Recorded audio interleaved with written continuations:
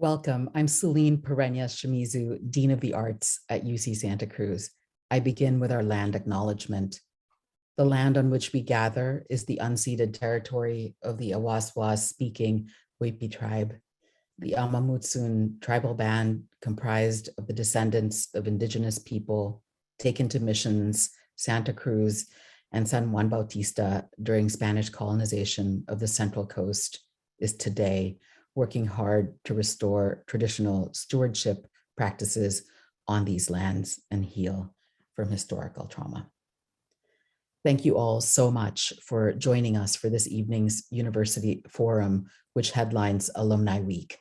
Tonight, we feature members of the first ever cohort of the newest Master of Fine Arts program in the Arts Division, Environmental Art and Social Practice. This program embodies what it means to be a scholar and artist at UC Santa Cruz. Our faculty and students are working, making, and thinking at the juncture of art, science, social justice, environmental activism, and more. The systems and institutions that surround and support art and the people who make art are constantly evolving in relation to worlds in flux. In unprecedented times of climate crisis and of raised consciousness about extreme racial and other social inequalities, the boundary crossing associative and connective possibilities of creative practice can reach across divisions and create new forms of understanding. Tonight, we share with you a few examples of some of the work that has been produced by four of our newest scholar artists, Pete Brook, Isola Tong, Elle Gilbert, and Dav Bell. First, it is my pleasure to introduce our moderator for this evening, Professor Lori Palmer. Palmer is an artist, writer, and teacher. Her work is concerned most immediately with resistance to privatization and more generally with theoretical and material explorations of matter's active nature as it asserts itself on different scales and in different speeds. Palmer is a professor of art here at UC Santa Cruz and is the director of the art department's graduate studies. As I conferred with Lori and the students today, I look forward to the next hour and a half or so and surrender to the brilliance and genius of our students in this program. Lori, you've been such an exceptional mentor and shepherd to the first year of this program. It's not every day that a program is born, and here you are. Lori, I'll now hand the program over to you.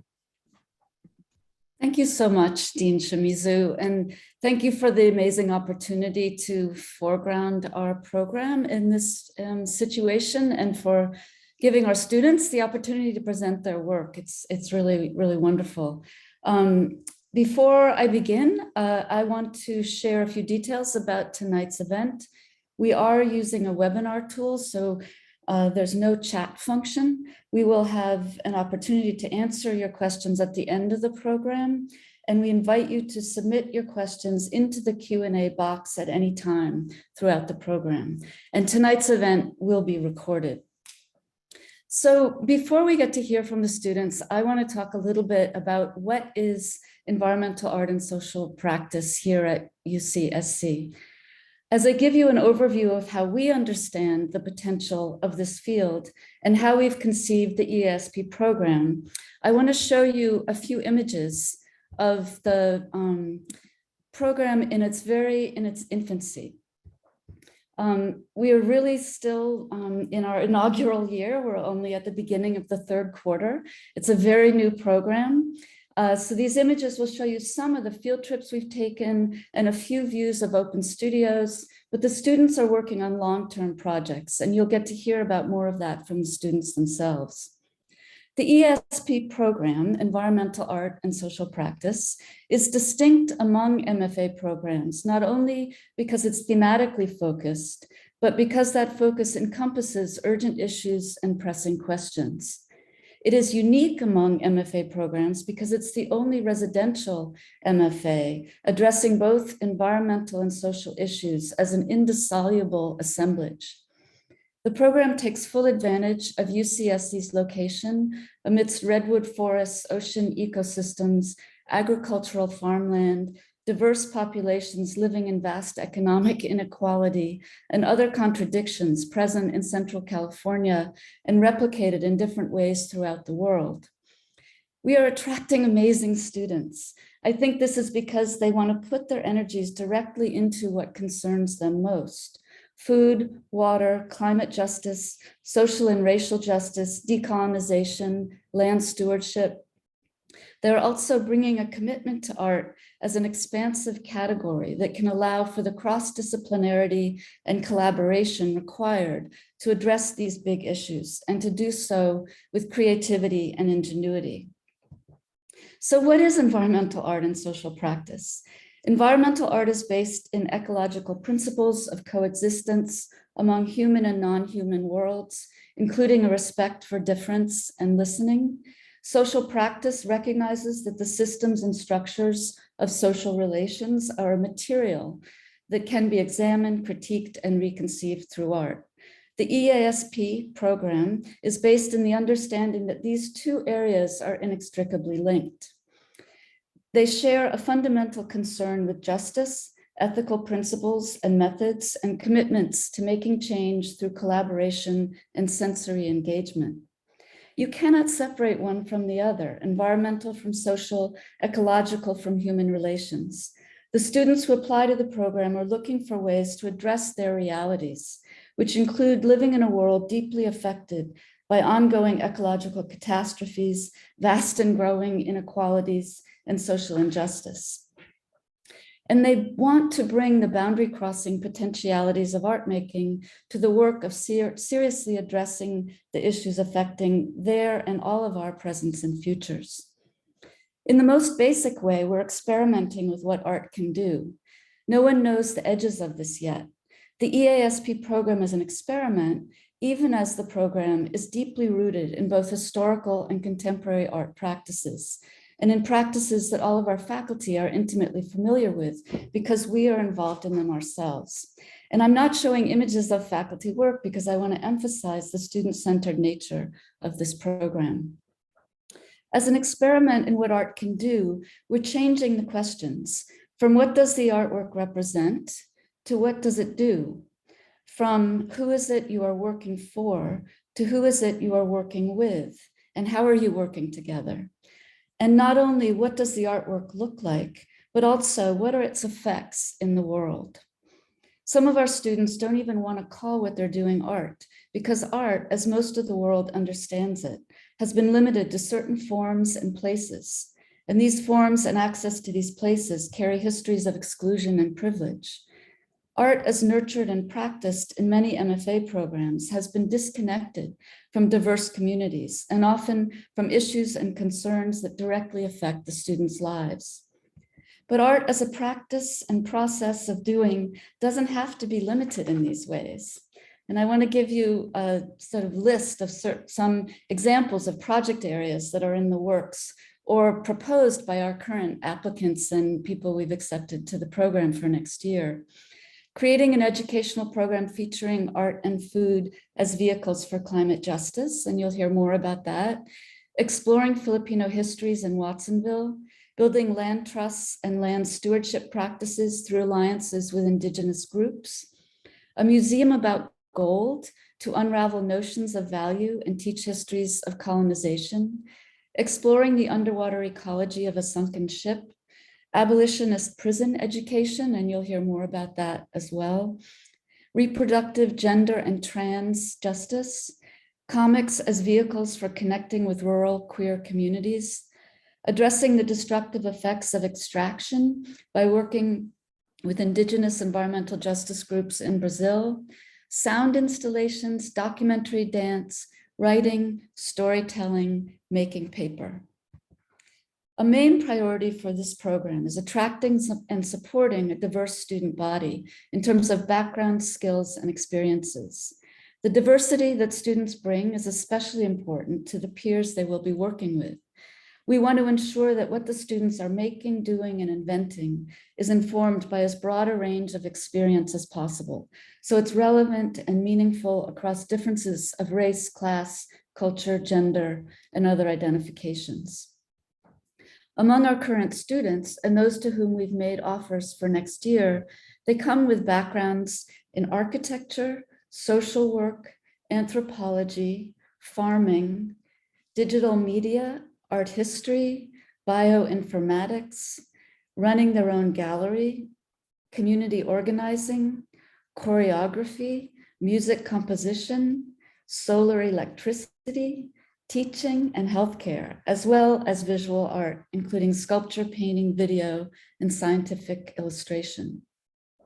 They come from Texas, Louisiana, New York, Chicago, Virginia, Montana, rural Brazil, Shanghai, Singapore, as well as California. Some are recent graduates from college, others have had many life experiences since college, including obtaining advanced degrees in other disciplines or having children. Right now, we're able to offer everyone a TA-ship for all 6 quarters of the MFA. While we're very glad that we can do this because it covers tuition for California residents, it pays a wage that barely covers the living expenses in Santa Cruz, leaving not much for art-related expenses or any other kind of supplies. So this is an area of fundraising that we are looking to address among some other ones. And we are committed to covering the non-resident tuition for non-California-based students as well, including international students. But right now we're limited to how many out-of-state and international students we can admit because the funds are limited. Another of our main fundraising goals is to establish scholarships for students so we don't have to limit our admission process in this way. We also hope that such scholarships could provide more flexibility for our students so they could take 1 quarter or more off of TAing in order to work solely on their projects. Unlike a typical MFA, our curriculum is currently highly structured and also in a welcome process of evolution that we expect will continue for the life of the program. We see the EASP as a learning community, with the students playing an active role in co-creating the program through feedback and the kinds of needs their ideas and projects demand.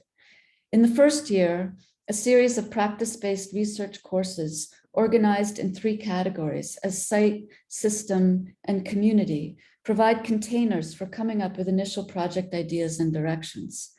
These 3 classes are supported by methods and histories of the field, pedagogical practices, writing, and electives. In the second year, students focus entirely on their self-designed project, supporting by electives and faculty advising. We know that some of the kinds of projects that students are working on will continue long past the short 2 years of the program, but there will be a culminating public-facing event at the end of the 2 years so that those graduating can bring their work to fruition and into relation with a curious public. We also plan to create an annual publication to document student projects and to create an evolving record of the program. And this is another fundraising goal. And I'd be happy to talk about any of these issues further in the Q&A. We see education as an important element of environmental art and social practice, and we encourage students to build a pedagogical dimension into their project designs. Many of our students collaborate with each other, and almost all come wanting to collaborate with others, either in the university or outside. We stress collaboration for many reasons, including its potential to build understandings across difference, especially when working with diverse communities outside the university, as well as its potential to bridge disciplines within the university, and to strengthen and amplify the effects of what we do as artists more generally. You learn a lot by getting out of yourself, but collaboration is hard and takes practice, and there are methods that can be learned and passed on. All of our faculty in the UCSC Art Department do collaborative artwork in some form. And in another sense, the faculty collaborated with each other over many years to conceive and eventually bring this unique program into being. The significance of place-based thinking and learning has been highlighted across the disciplines in recent years. Thinking through place provides a focus that can integrate relations between multiple scales, times, and beings at once. But what place means in a world that is both globally connected and simultaneously disconnected is one of the questions explored by the program. We are a residential program because we value what can happen when you work and learn together in a shared physical space. And we also want our students to be able to establish or continue work in other places than Santa Cruz, Brazil, Alaska, or the Philippines, perhaps.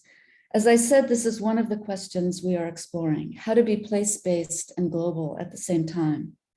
In speaking of places and spaces, we are developing a state-of-the-art studio space for the students in UCSC's West Side Research Park, and we hope this will provide them with what they need to do their important work. This is another fundraising project. We're very excited about it, and again, I'd be happy to talk more in the Q&A. But finally, beauty and craft are part of the project of creating change, and we want to cultivate the senses in ways that only art practices can do. The senses are a critical part of how we make sense of a complex and precarious world, when the logic of words can't carry what is most meaningful and impactful. It is also through the senses that we make connections with more than human worlds, and sometimes across seeming incommensurabilities between humans. The senses are connected to the essentials of living that are precarious, that are now in question: food, water, land, air, and there are ways to access both urgency and significance. Making sense with things, finding new ways to make new kinds of sense, that too is part of what we're doing here. And I'll end with a quote from Ruthie Gilmore, where life is precious, life is precious. So thank you for your attention to this long preface, and I'll pass the virtual baton now to EASP students, Dav and Elle, Gilbert and Bell and Gilbert. Thank you.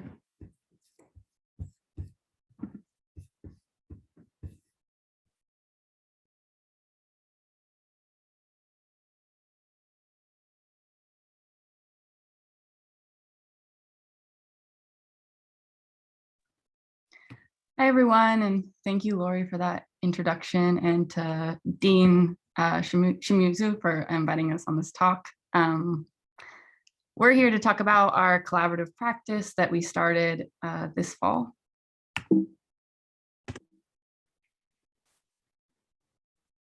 So my name is Elle, and I use they, them pronouns. I'm an artist, educator, and newfound farmer, a new love for farming.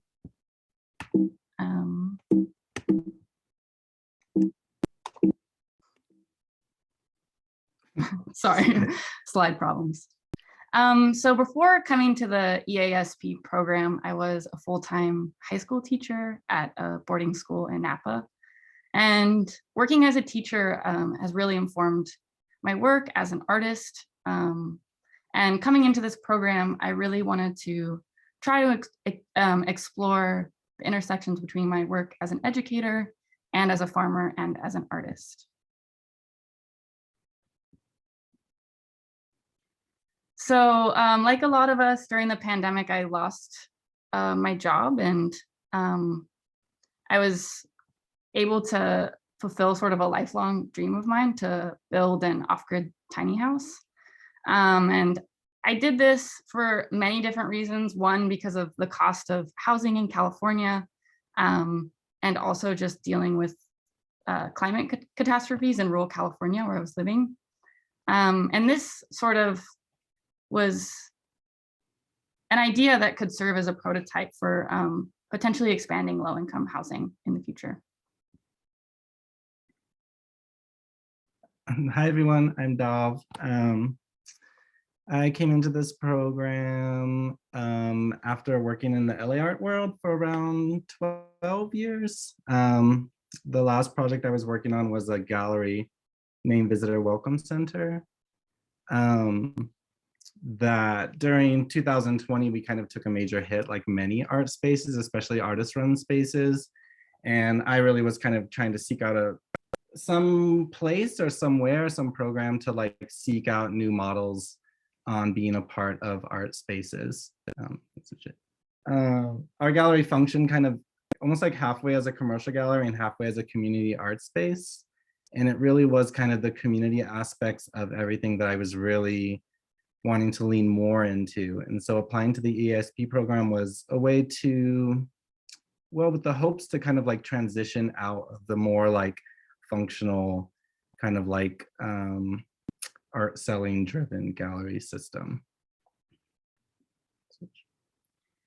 Yeah, so we came into the program less as both as like less of studio artists and more working in community and working in collaborative practices already in our careers. So we were really eager to collaborate in the program, and one of the first courses taught by Lori Palmer actually was all about sites. So it really grounded us in the local community in Santa Cruz and had us focus on an aspect of either the Pajaro or the San Lorenzo River. And we were asked to create a work around it. So as a foundation for our collaboration, we decided to carve a boat out of a redwood log.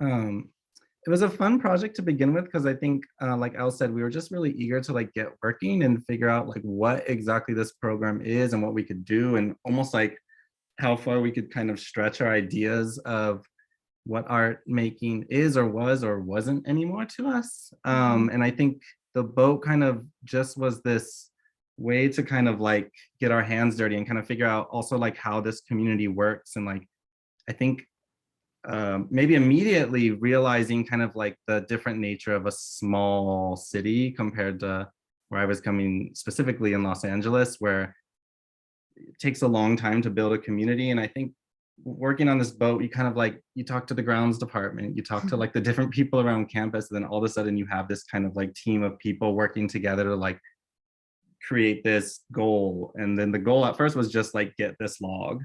And then it was kind of like then slowly working into the boat building process. And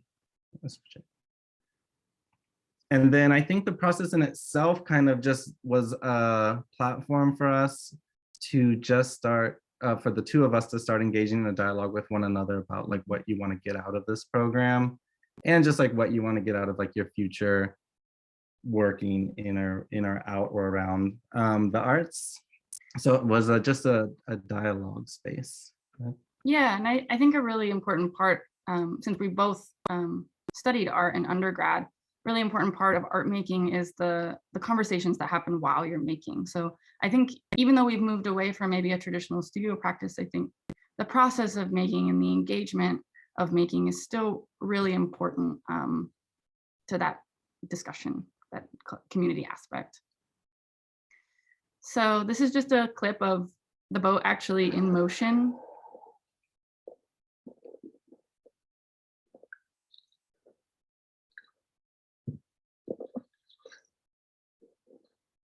And it was also really important for us to, a lot of the wood that we use comes from secondhand sources or salvage. So this redwood log was actually at the resource center at UCSC.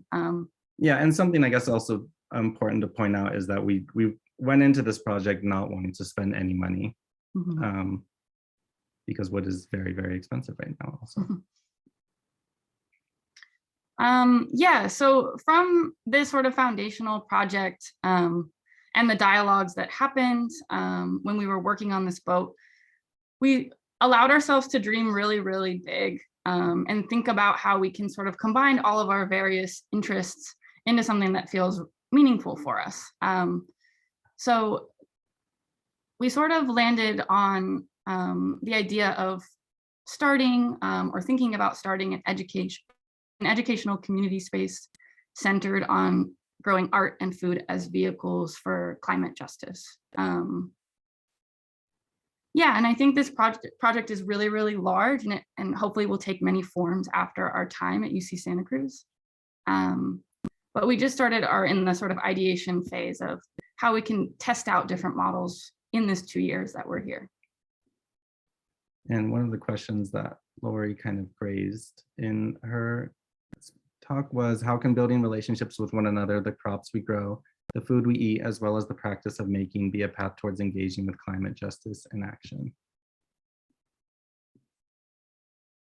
And this is just an example of kind of like another part of the making process that we're both really into, kind of creating these objects that then can be shared. This, for instance, would be like bowls that you would serve plates on. And we're thinking of like different pedagogical approaches or educational approaches that can like start conversations essentially at a time when you're serving food, eating food, and sharing food with one another.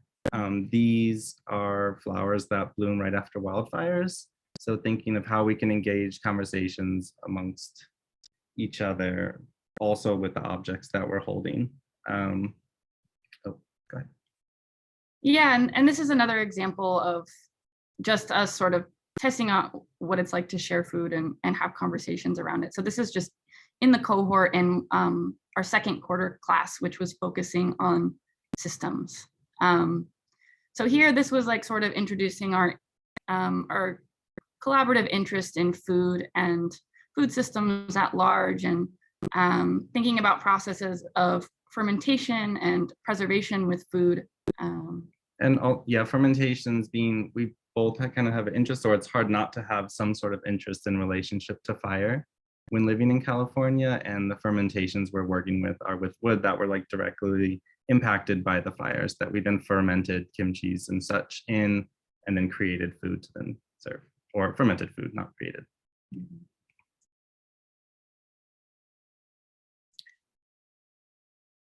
So during our this quarter right now, because of our interest in food, we really wanted to take advantage of the Center for Agroecology at the school, and we're currently interning at the farm garden and the Chadwick garden. And this has been, I think, really important to both of us to learn about regeneration of soil, and also just share conversations with undergrad students about their relationship to food and land in general. Yeah, and I think going back to what I was saying earlier about when we first arrived, trying to navigate just the city and the university itself, this, I think the internship, even in its, only having done it for a couple of weeks now, we're really trying to focus and see the cross-disciplinary nature of this program and how much we can extend ourselves outward, even whether that be through the university or outside of the university, and still allow that to be kind of like the through line to our work. And just in relationship to art and art making, like how much of that needs to be centered, or does any of it need to be centered in a sort of like gallery setting? And I think we're mostly leaning towards no.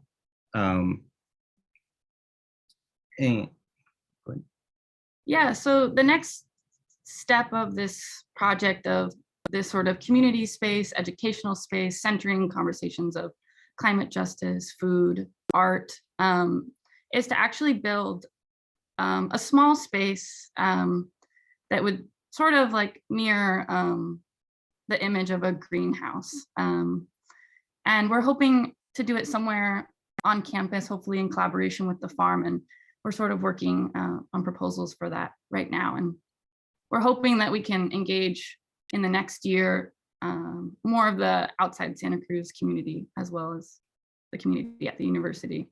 Yeah, and I think the space too, we're interested in just kind of like working intergenerationally, working with kids or older folks and like anyone who's kind of interested in learning more about food or sharing more stories about food. I mean, I think for us, it's definitely a pedagogical space, but that would be coming from either direction.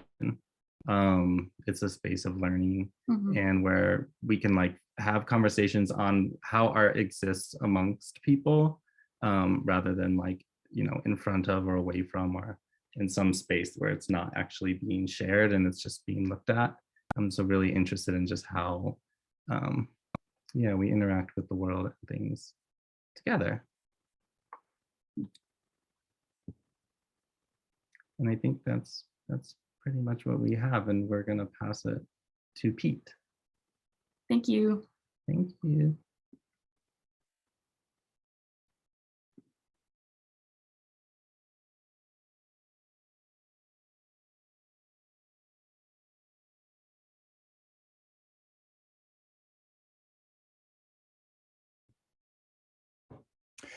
Thanks, Al. Thanks, Dav.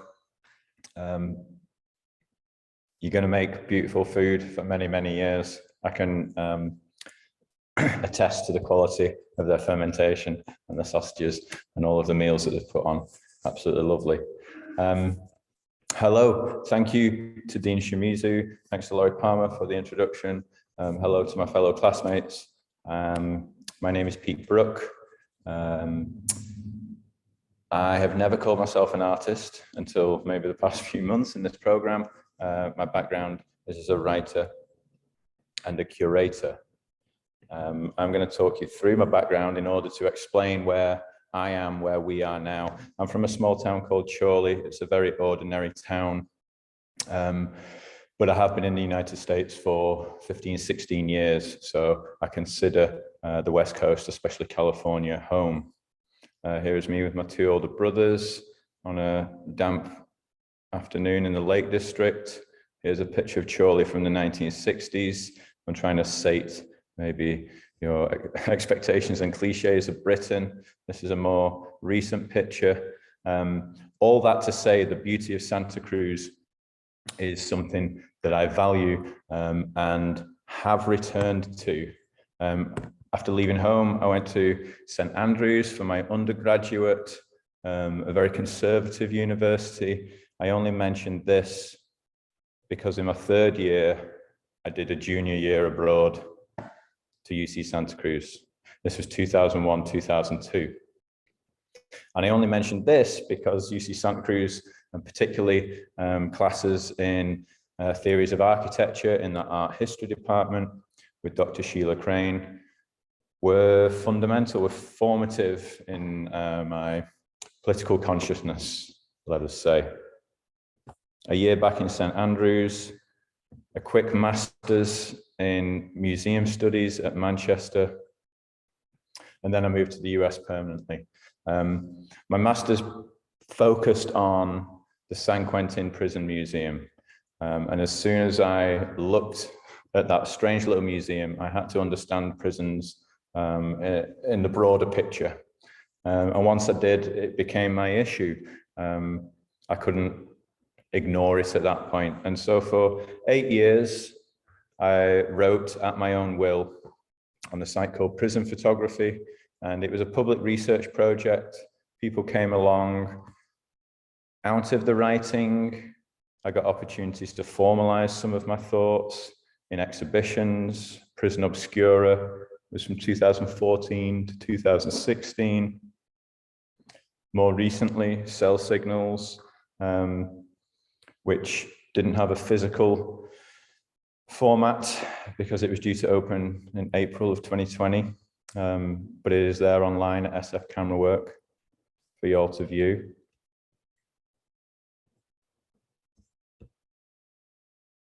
And then after a short break, I decided that I wanted to escape the hustle, the freelance hustle, and move into teaching. So I went to teach at Sacramento State. I was there for 6 months before I moved on to teach at San Quentin Prison. At both Sacramento State, a public university, and San Quentin, a lot of the content of my courses was exactly the same. We looked at the bizarre uses of photography, the abusive uses of photography, the PR uses of photography. Why was Frederick Douglass the most portraited person of the 19th century?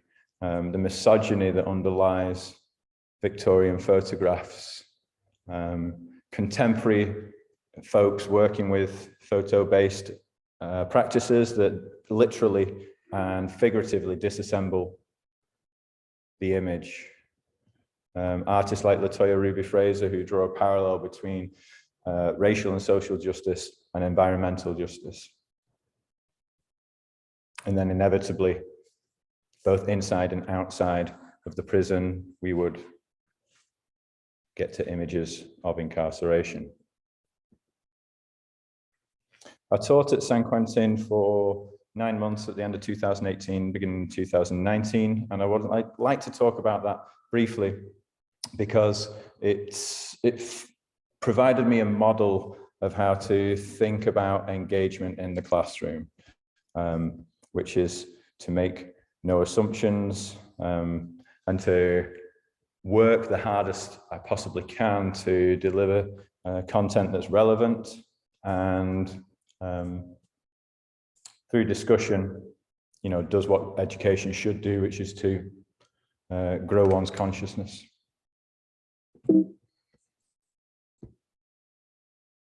This is Mark. Mark happened to be a student of mine. This is a photograph taken before we ran the class. This is Choi. Choi is out now. He works as an image maker and an organizer. Teaching in prison is a very strange thing.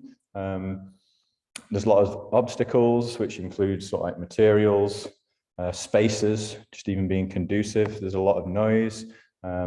Study halls where you're effectively sat in a boxed up library in a warehouse, but this is the study space that is available. Even strange rules that you must negotiate your way around, which includes censorship of 15th century illustrations and paintings.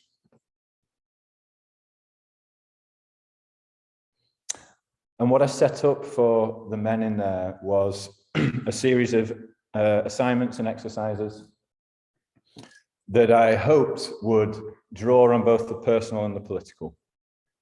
So I'm sharing with you here images that relate to mass incarceration, but know that these weren't only the things we looked at.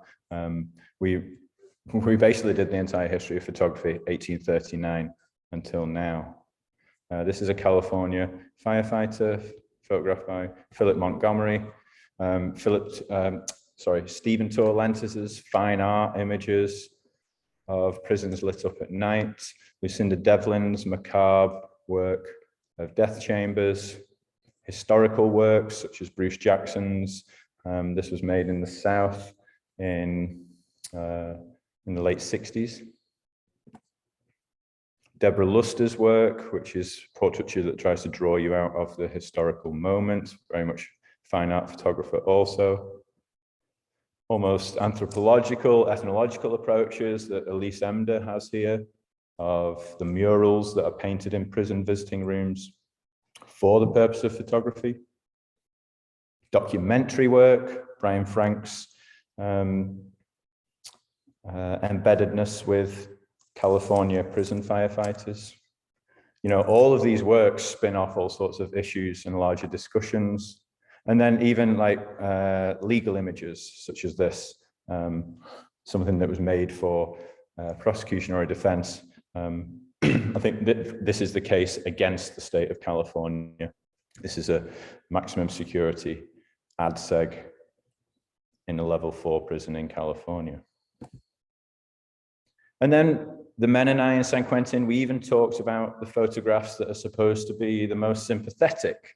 We discussed whether these were the right images or the types of images that they wanted to see shared in a wider culture.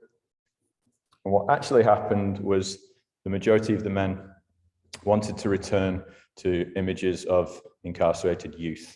That was where they found the personal and the political really convening and intersecting for them in their memories and writing.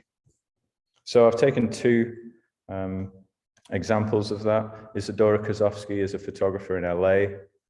Still My Father, Still My Mother was shot in Florida. And it's about visitation. And the quotes I have here, which are lengthy, are all from men who I worked with in San Quentin. And they were able to put, the bare facts of incarceration along with their own personal experiences. Parenting from prison is less than ideal, but there's a lot that a father can do or a mother can do to give their child, even from behind bars. Most important, that they let the child know they are loved.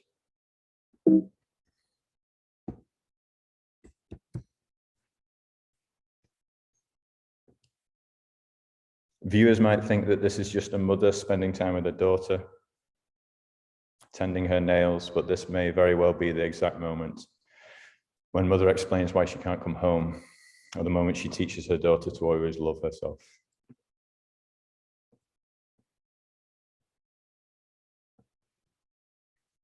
And Jacobi Adam followed families, mostly women and children, on a bus ride from Brooklyn all the way up to upstate.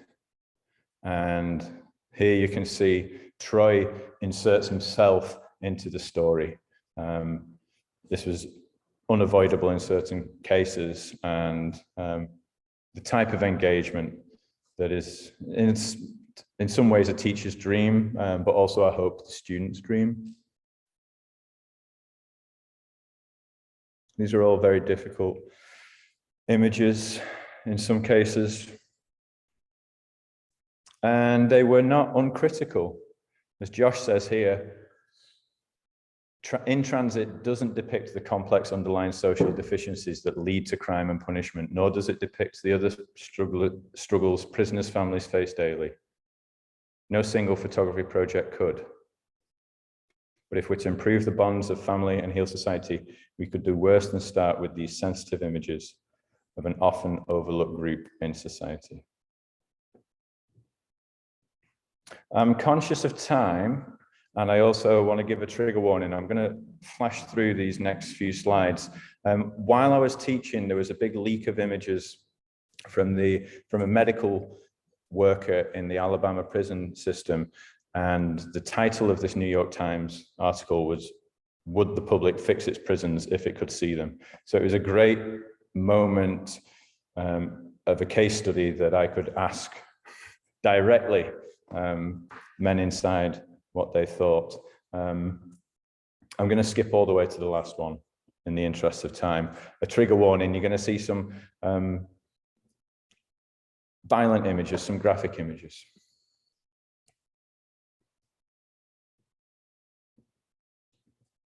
You know, in every case there, Greg and Chan and Mesro were responding to the images and the prompt itself.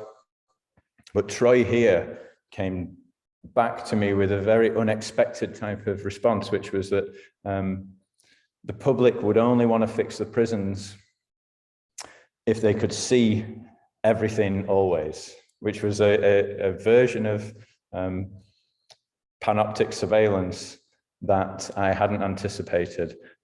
But I think that's like the beauty of teaching, isn't it? You encounter thoughts to shake you from your own narrow views. And so this brings us back to UC Santa Cruz now. And what I've done with teaching and images in the past, I would like now to do with sound. Why? I feel like images are very easy to own, whereas sound seems harder to own. It feels like sound can be more communal. Is it experienced more intimately? Sound in the environment isn't manipulated as easily.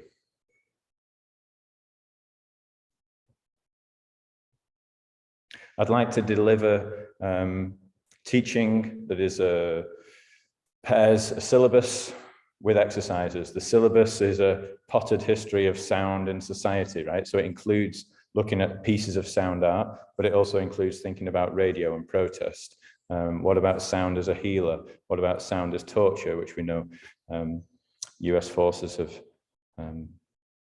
put to use? And then how do we actually hear? Let's look at the anatomy and the neurobiology of hearing.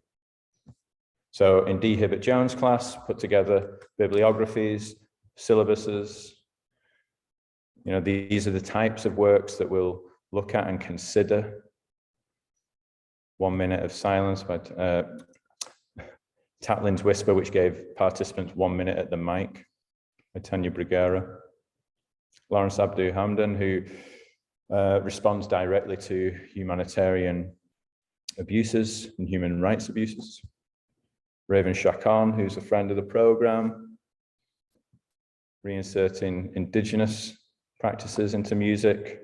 And then, of course, I gravitate towards a multi-channel installation because it would seem that that could handle multiple voices within the classroom. I also gravitate towards non-spoken audio, but we'll see if that's something that the men on the inside are interested in. The product will be dictated by the process, which will be arrived at through consensus. Aside of the paperwork and the readings, I'd like to carry forth sound meditations, listening sessions, connect inside and outside, and think of sounds and descriptions of sounds as gift.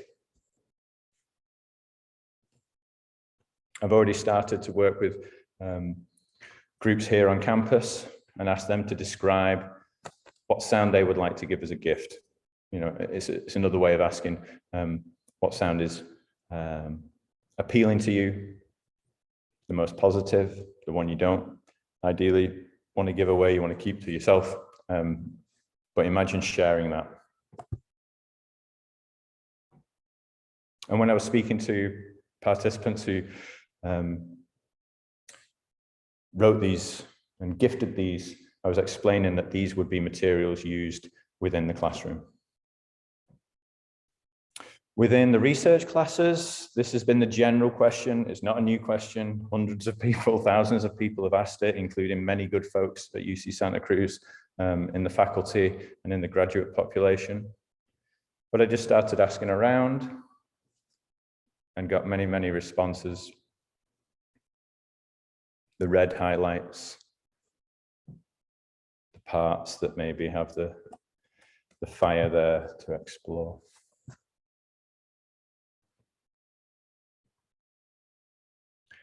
And then I just want to check I've got enough time. The last thing I want to talk about is my work in the archives, which I've been doing this quarter.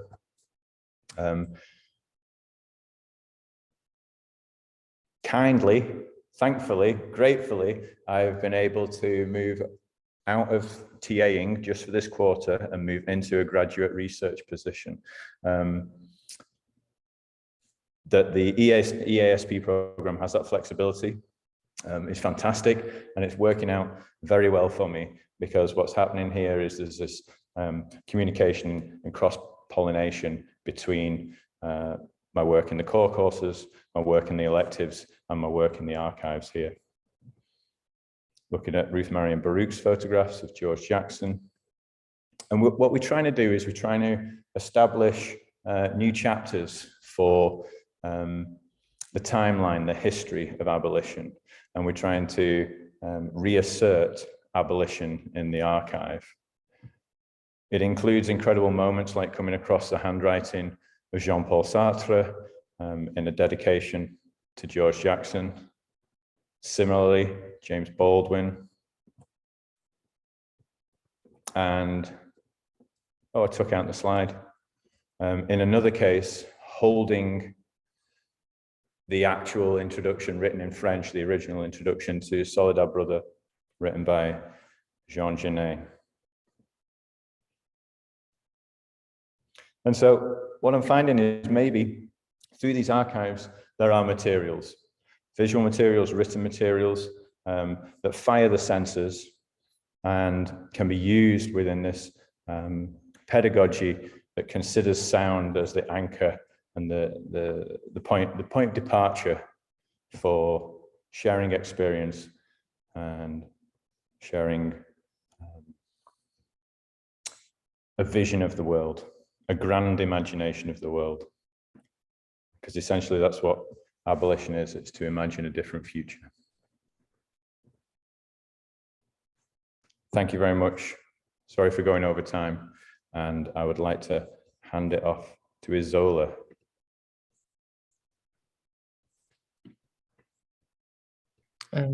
Thanks, mate. It was nice to see your hometown, Chorley. And thanks to Dean Celine for the introduction, and thanks to Lori for the introduction as well. So let me share my screen. Hold on.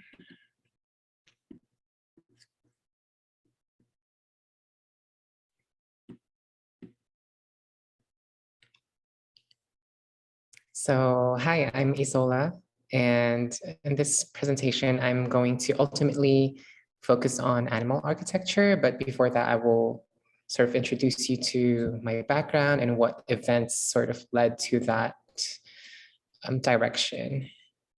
So first and foremost, I'd like to introduce myself, but I'd like to introduce myself in a particular way. The French thinkers Deleuze and Guattari speculated in their book, A Thousand Plateaus, quote, "What if one became animal or plant through literature? Is it not first through the voice that one becomes an animal?" Unquote. I believe that I am not exceptional or more important than plants and non-human animals, so I will introduce myself as a bird. So my speciation is to be determined. And the name Isola, which is a gift I gave to myself, means island in Italian, and it pertains to my archipelagic maritime Southeast Asian roots. I was born in Manila and lived there for 27 years, and then migrated to Japan to study architecture, and then spent almost 4 years only to move back to Manila, and then spent another 8 years there until finally moving to California in 2021. I have an unexplained affinity for the Pacific Ring of Fire. All the places I lived in experienced earthquakes, tsunamis, and volcanic activity. The contours of my subjectivity are defined by the specificities of these geographies, cultures, and times, and I fully embrace this loose assemblage that is still continuously being reshaped. So below that are the sightings where my works had been exhibited. I've exhibited in Seoul, South Korea, and Post Territory. I've also shown in Ljubljana, Slovenia, also in Barcelona. And then I had a project in Kuala Lumpur, Wales, and I've shown a video in Norway. And I did recently here in Santa Cruz a performance at Indexical. And then I have an ongoing project with a group of feminist researchers at the Het Nieuw Institute at Rotterdam, the Netherlands. And this quote, which I lifted from Sarah Ahmed's book, Living a Feminist Life, the personal is theoretical. She says in this book, theory itself is often assumed to be abstract. Something is more theoretical, the more abstract it is. The more it is abstracted from everyday life. The abstract is to drag away, detach, pull away, or divert. We might then have to drag theory back, to bring theory back to life, unquote. Theory is praxis, and praxis is theory. Art is practiced theory. When I realized I wanted to become a female, I went to the library to look for answers. I went to theory because I was in pain. And in my search for answers, I found books about cyborg theory, which led me to Donna Haraway, Judith Butler, and Jack Halberstam, and eventually led me to post-humanist and environmental thinkers such as Rosie Braidotti, Michael Marder, Felix Guattari, Derrida, and so on. And this trajectory in my thinking eventually led me to UCSC. And to the right are a list of my ethological characteristics. She transitioned from being male to being female in her late 20s. As an animal, she does not subscribe to human categorizations, but she thinks she is a cyborg. She builds nests for herself and for other species. She sees building not as object making, but as a relational experience or a symbiotic relationship. She interprets the environment around her through meaningful gestures and songs. She's very social and desires to be socially engaged in her practice. She behaves like a pika or the Eurasian magpie who collects information, materials, objects, and relationships and stitches them to generate new ways of nesting. She is haunted by her violent colonial past and sometimes sees herself as a specter of a violent history. And she's also nomadic and unrooted, but also grounded on her archipelagic framework. And this is a sort of assemblage of things that I'm concerned with in my practice. So there's queer theory, social practice, posthumanism, spectrality, East Asian spirituality, and as well as Southeast Asian thinking, such as archipelagic theories, and of course, architecture, which is my background. And then these are what my practice look like. It's very rhizomatic. I do performances, I do photography, I do microscopic photography, and I also recently did a sort of experiment on community projects where we did food art. And then to the right is a show I did in Korea. And then the two zines at the top are products of this collaboration, research collaboration with the Het Nieuw Institute in Rotterdam. And then I also do 3D printing, which is which I will talk about in more detail later on.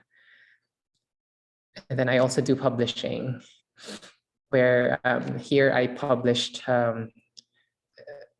what I call eco drag or ecological drag, where I use my body as a sort of vessel to express ecological concerns.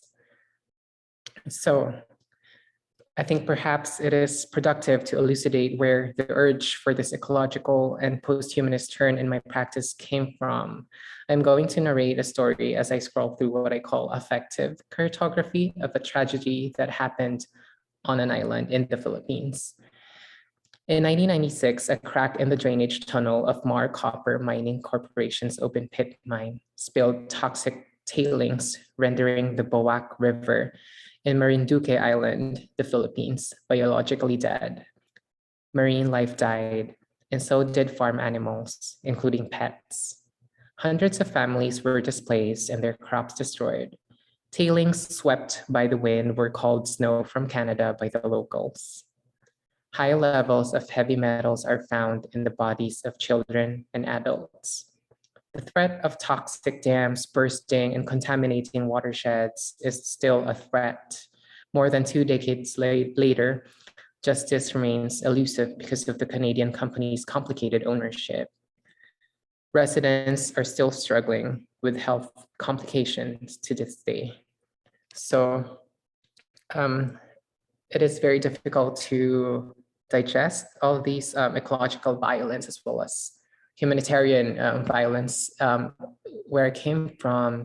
And I guess this reading I did, Living as a Bird by Vincent Desprez, sort of gave an idea of how I should move forward. He says, our task is to multiply worlds rather than to reduce them, which I find very, very powerful. So to begin, I will introduce 2 works. First, one work is something I did in Manila, and then the second work is my performance here in Santa Cruz, which is maybe a loose iteration of my first video performance. So what does site embodiment look like? How do we affect the environment, and how does the environment affect us? What happens when our personal history or baggage confronts the history of a place? So this performance is called Encanto, which I did in collaboration with a sound artist, American Filipina, Ana Luisa Petrisco, based in LA.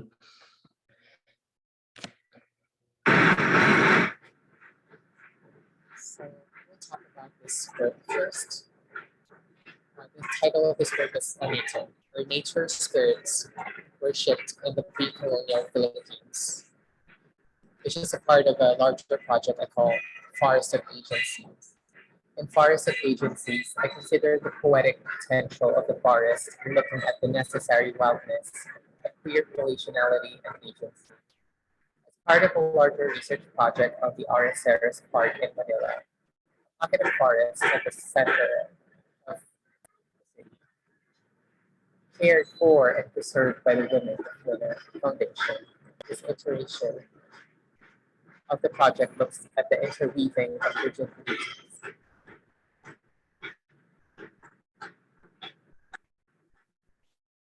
in the structure of urban life and the prolific flourish of flora and fauna at the forest represents. The forest becomes an exceptional queer topos in this scenario where different species and materialities participate in levels and scales of cohabitation. It becomes a site for cultivating an ecology of agencies and for staging scenes of wildlife thriving that vivify intimacies of atmosphere, environment, and agent, elaborating their intricate implications. The forest becomes an urban forest of translocation or a dynamic spatiality and perceptual transformation, which acts as a space of trans and femme representation and resistance. Forest of Agencies pursues my interest in animating environments and my practice dimensions, where heteronormative assumptions are breached by transivities of both forms and forms of life. I nominate these as trans dimensions where both human and non-human wills and agencies ramify, where stabilities of identity are endangered by vital materialities, proliferation of organism. These possibilities flourish in this forest, playing out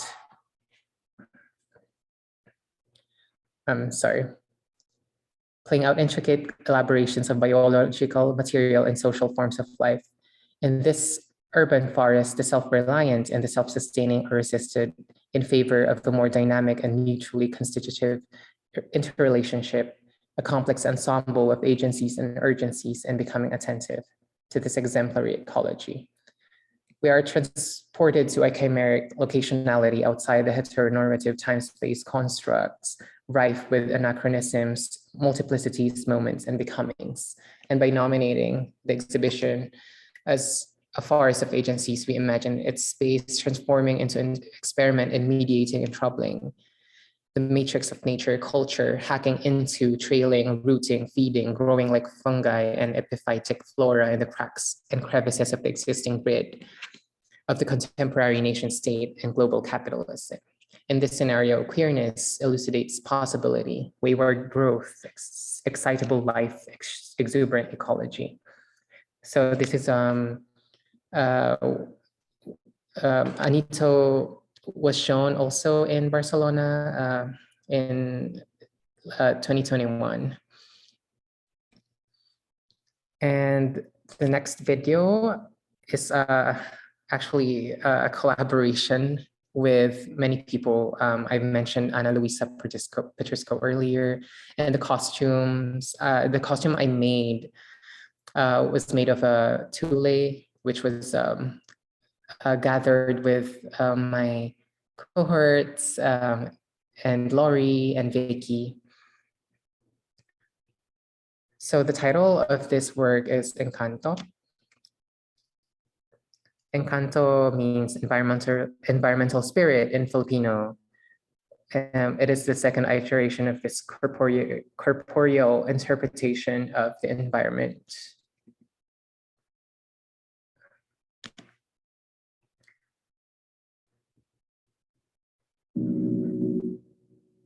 The act of remembering histories and interpreting environments by a migratory subject from below is a rife site of tension.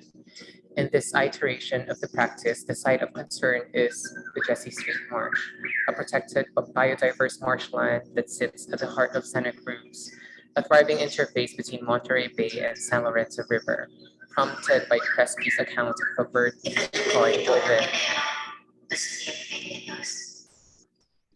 woven by the indigenous Ohlone people in the 19th century. I crafted a ritual bird costume using raffia and tule gathered from the marsh. Reterritorialization is practiced through ecological drag or eco-drag, where the vestimentary becomes a clear reterritorialization, an embodiment of a migratory subject with its own specters, nesting on an unfamiliar site, assimilating localized intensities, complexities, culture, memories, affects, and agencies, producing new forms of transcorporeality, where, according to Stacy Alaimo, quote, embodied beings are intermeshed with the dynamic material world, which crosses through them, transform them, and is transformed by them, unquote. So this performance is also inspired by an account by Juan Crespi when their team of conquistadors went to this part of California and came across this decoy bird in the Pajaro River. So that thinking ultimately led me to animal architecture. And here is a picture of a nest created by a bird. I was fascinated by this object because it made me, as an architect, it really sort of shattered my my notion of architecture and culture as being exclusively human. So it made me realize how culture also exists in non-human agencies such as birds. So how do we build or design otherwise? What does building with non-human in the Anthropocene look like?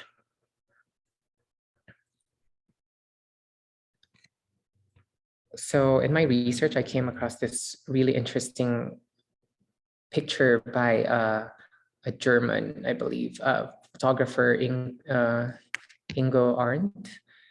And this is a nest woven by a Eurasian color dove, Streptopelia decauto.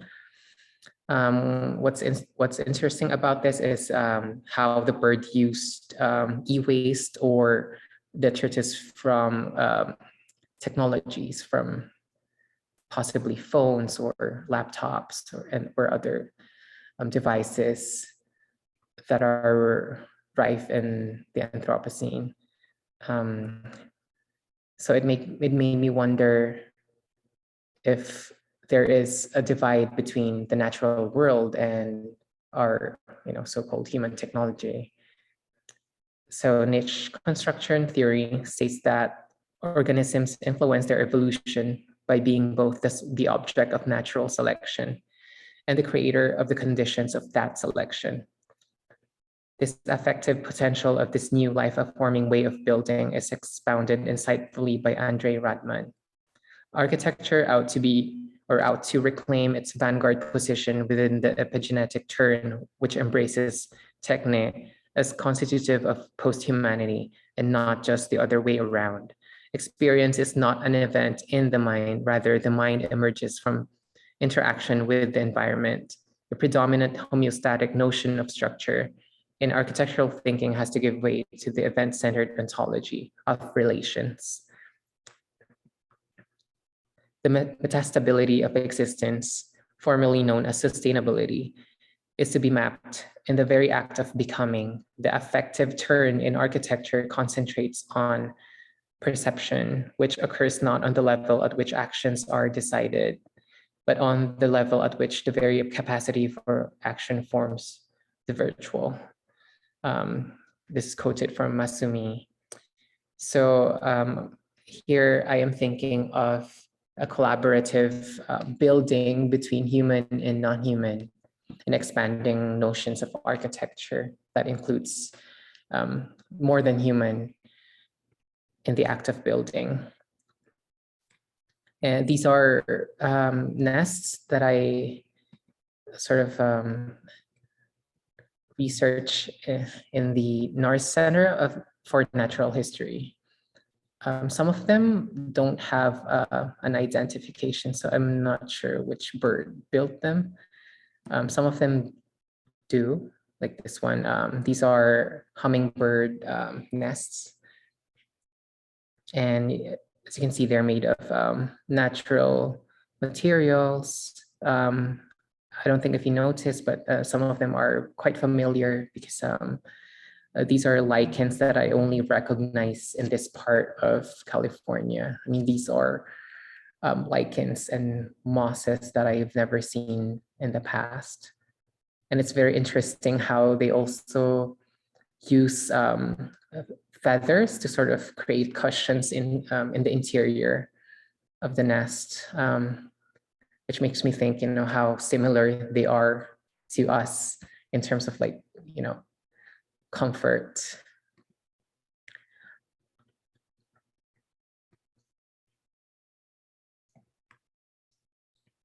In the Anthropocene, where our impact affects every life forms on this planet, how do our nests affect us and non-human entities, and what does it mean?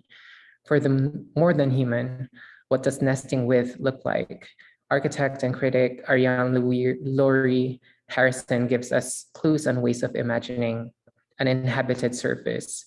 If feral architecture proposes a visual manifestation of other in the form of non-human presences, its effect is not only symbolic, but also programmatic, inviting non-humans as inhabitants to demonstrate their continued, if enfeebled, existences among us.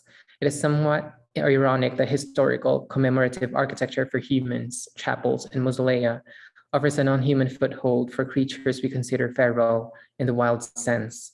The craggy surfaces and deep niches of neo-Gothic memorials, for example, are replete with birds and insects.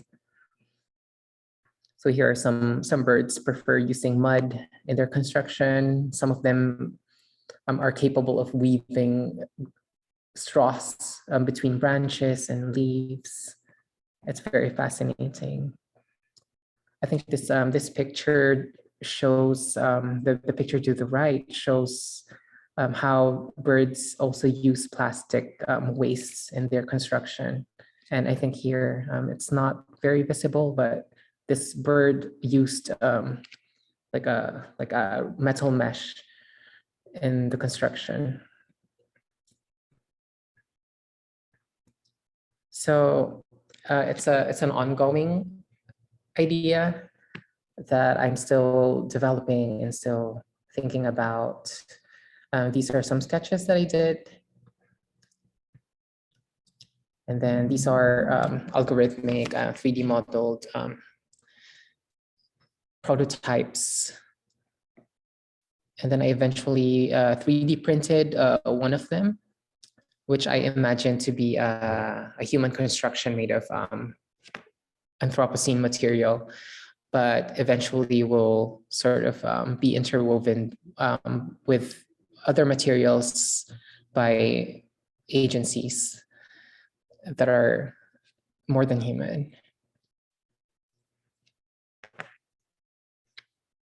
So I think that's it for me. Thank you so much.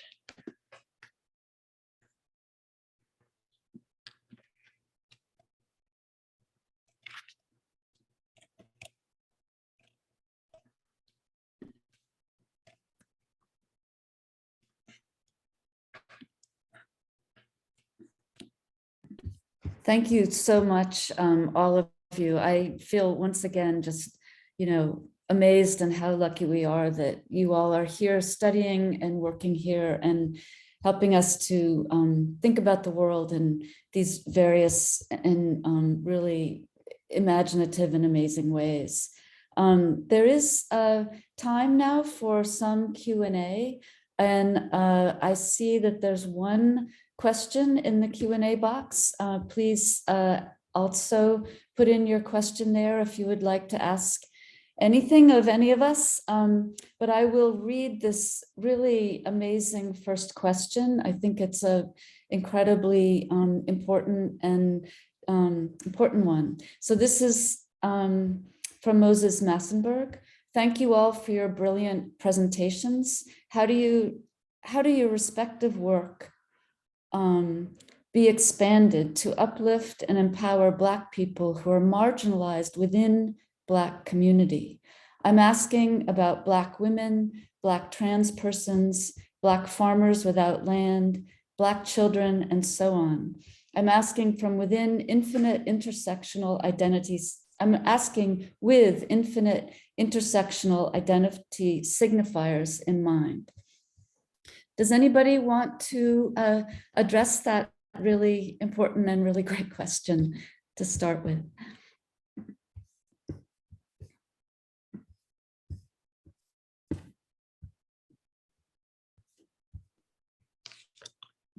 I mean, it's such a huge question and a very important question. Some initial thoughts are that our discussions of our positions and our positionality are weekly. Every time we meet, I feel like we need to justify our work and come at one another with legitimate critiques. So from a personal standpoint, obviously, I'm a white male, middle-aged, working with an incarcerated, dispossessed population. And so within that population, disproportionately people of color are represented. And so within the project that I have set up, my hopes are that men that I work with will buy in. And as I've experienced in the past, if it's part of ongoing improvement, self-improvement that they are deciding on and driving, then they will be bought in. And the lives of men on the inside, of course, are closely followed by their friends and family. And my process will be open to engaging those friends and family. A key part of this abolition approach to education is that new relationships and new conversations across the prison walls could be built up.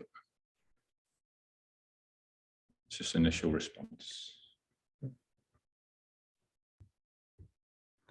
Thank you, Pete. Does anybody else want to add anything?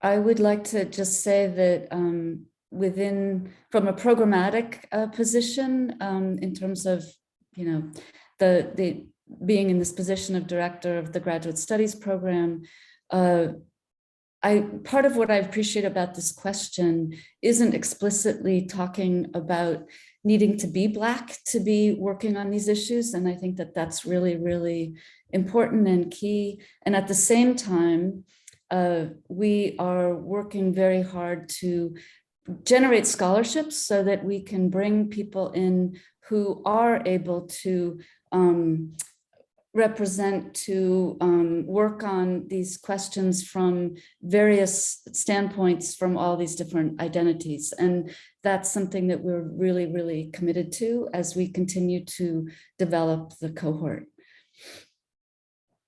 Any other responses? I see another question.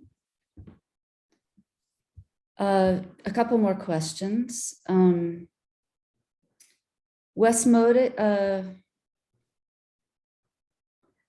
there's some follow-ups to that initial question from Sonia. I missed an explanation from Pete about his meaning of abolition. Can you please define this? Okay, well, I mean, generally, abolition is a word that nowadays tends to refer to the abolition of policing and prisons as it's currently experienced, especially by marginalized and oppressed communities. The term itself goes much farther back. But for me, the key of abolition is this dare to dream big, to have this imagination, because to abolish prisons means to replace them with all sorts of essential social care, social services, social equality, equity, reparations. And so when I'm thinking about abolition in the classroom, I'm thinking about exercises that draw on that imagination, but I'm also thinking of exercises that explode maybe the ordinary dynamics that exist between facilitator and students. And that is why I've turned to sound as gift. You know, there's no money involved, there's an exchange. And so that might be one of the main strategies, let's say. Great, thank you. There is another question from Wes. For our EASP guinea pig cohort, what is consuming the majority of your time during your first year, your work, your classes, your TA-ships, your social life with your awesome cohort?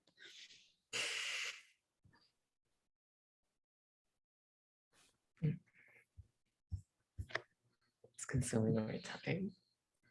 It's all of it, isn't it? The TA Yeah, ships, it's the everything. reading, yeah. It's everything. Yeah, it's not one particular. Yeah.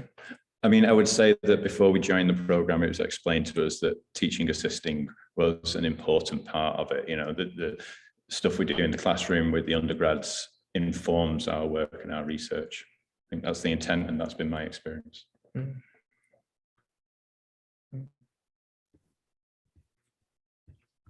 I don't know if I have anything to add to that, but yeah. Is there anything you would like to be part of your experience that isn't? No. Surf classes. Me doing surfing. I don't know. I guess because I'm pretty new to California, I don't have that much connections here yet. So I guess I'm beginning to have more connections, but yeah, I don't know, maybe some things just takes time, you know. So I think I just need time, and yeah. But it's been a very rich experience for me. Everything is new, and I'm learning a lot. So it's been quite an overall positive experience so far. It was great listening to Elle and Dav, because they really have taken every opportunity to be outside and get their hands in the soil. It's true. So it seems to me whatever you want to find to do, you can.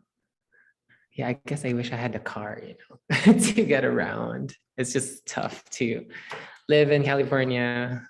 You know, I don't drive and I don't have a car, so. But there's Pete. He takes me around. That's collaboration. That's collaboration. I do see another question. There's a couple of questions from Anthony, but I'm not quite sure which one. Perhaps this one. In terms of abolition and intersectionality, must the engagements always be physical?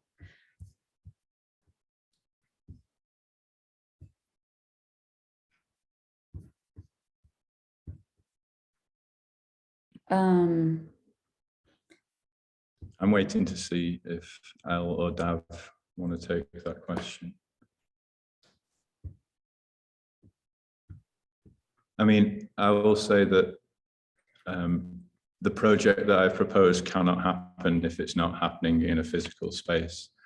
Speaking with one of our faculty, Enrique Leal, I was, getting some feedback on early ideas, and the only thing he said was that it needs to be experiential, which means you need to create a sensory experience as a group.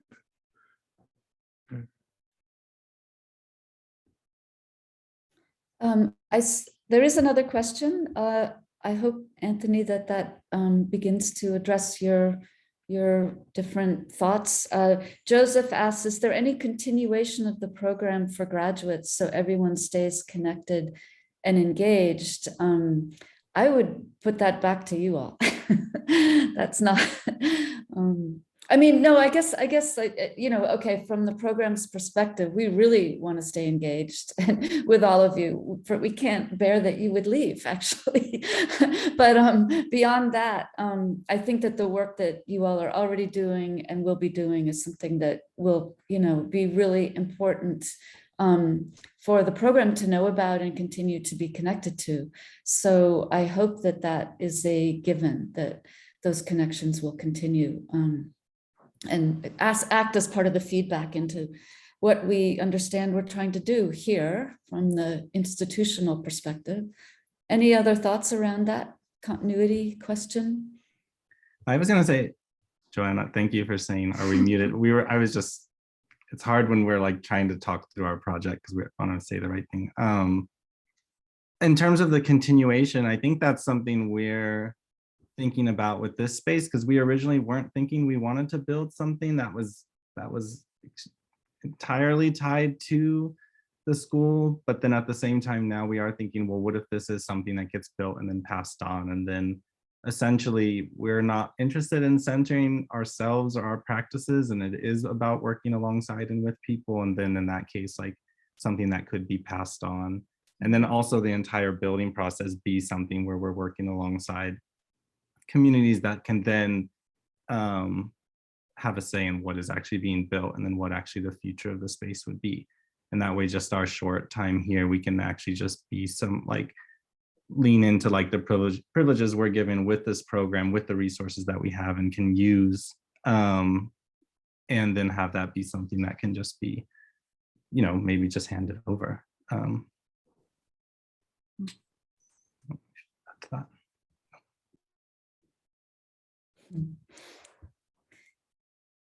Any other questions? Or, oh, Wes, or somebody, there's more, another question. How can faculty and donors best support your work?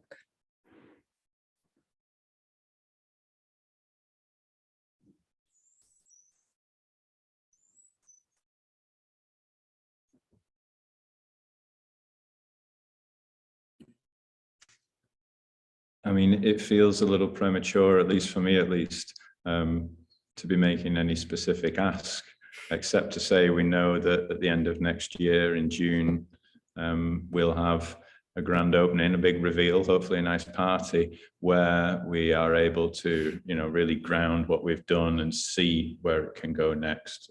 So keep checking your inboxes for the arts division emails, as we will be sure to let you know if there's steps and works we're doing in process that people can be involved in. Great. Yeah, Davanel?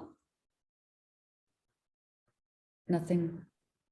I think in just like dreaming about an educational program where you're building something larger and you're wanting to uplift and support other communities as well, of course there becomes a need for funding, right? So as teachers and educators and facilitators of space, I think that's constantly an issue for artists in general.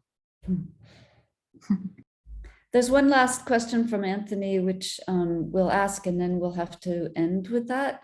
What about those who are heteronormative in particular? Is it possible still to be vocal and advocating for those underrepresented through art, regardless of their stance, specifically through visuals and sounds? I may have a proposal. Final question, sorry. I don't know that we have time for your proposal in live time, Anthony, but it would be great if you wanted to send it by email to the Art MFA at artmfa.edu, I think it is. You can find our email on our website. But if anybody has any last thoughts before we close out.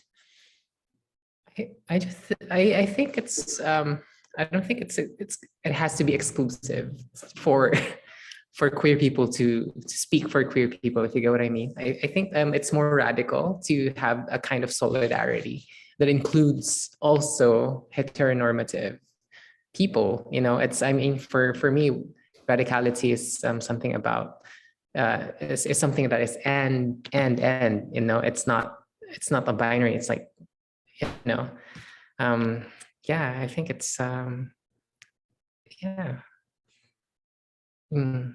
Does that make sense, what I just said? Yeah. I think it's important to clearly say your positionality, but you know, I don't think that should limit anyone's you know, expression or you know, desire to like express or support a particular subjectivity or identity.